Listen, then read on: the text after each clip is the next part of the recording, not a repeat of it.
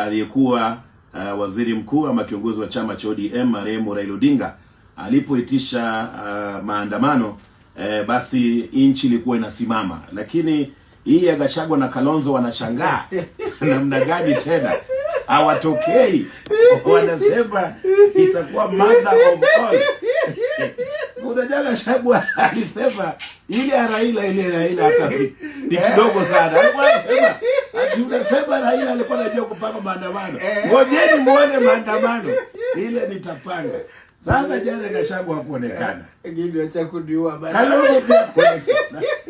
Amina, soma kile gazeti imeandika bwana Bile. Gazeti inauliza walikuwa wapi ya jamaa. Unajua siku za baba, hata mimi nitoka kazini saa 4, nilikuwa na wasiwasi vile nitafika nyumbani.